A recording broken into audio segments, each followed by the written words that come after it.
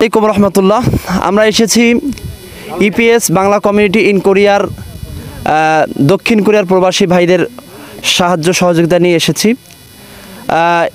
আসলে আমরা এসেছি এখন এটা হচ্ছে হাতিবান্ধা, লালমনিরহাট, আদিতমারি। তো আমরা এসেছি ত্রাণ দেওয়ার জন্য।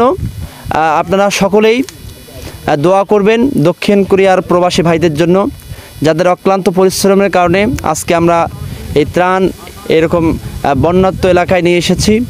আপনারা তাদের জন্য প্রাণ খুলে দোয়া করবেন, আল্লাহ পাক যেন তাদের দুনিয়া এবং আখিরাতে উচ্চ মাকাম দান করেন।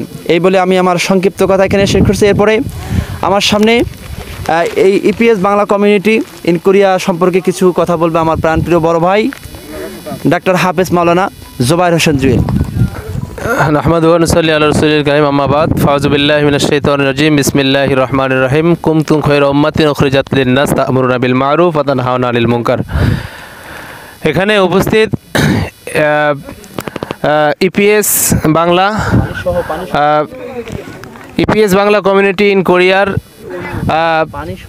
বাংলাদেশের উত্তরাঞ্চলে বিশেষ করে ডিমলা, জলঢাকা এবং লালমনিরহাটের এই যে বন্যা কবলিত এলাকায় আমরা এসেছি এখানকার মানুষকে সামান্য কিছু উপহার সামগ্রী দেওয়ার জন্য। আপনারা জানেন আমাদের বাংলাদেশে প্রবাসী ভাইয়েরা বিভিন্ন সময় বাংলাদেশের মানুষের দুর্দশাগ্রস্ত মানুষের পাশে দাঁড়ানোর জন্য তারা কিন্তু ওত পেতে বসে আছে, তারা সুযোগ পায় না। আপনাদেরকে দিবে কোন মাধ্যমে এটার কোনো সঠিক একটা মাধ্যম তারা পায় না, তারা খোঁজে। কিন্তু ইতিমধ্যেই আমাদের একজন কিছু প্রবাসী ভাই ইপিএস বাংলা ইন কমিউনিটির আওতায় তারা আমাদেরকে আপনাদের জন্য সামান্য কিছু উপহার সামগ্রিক পাঠিয়েছে। আমরা আপনাদের কাছে এই উপহার সামগ্রিকটা নিয়ে এসেছি। আসসালামু আলাইকুম। আশা করি আপনাদের ত্রাণ আমাদেরকে স্বল্প দিয়েছেন, এতে আমরা খুব খুশি হয়েছি। সকলের কাছে দোয়া চাইব যে দক্ষিণ কোরিয়ান প্রবাসী ভাইরা যে অর্থ দিয়েছে তাদের কাছে আমরা কৃতজ্ঞ।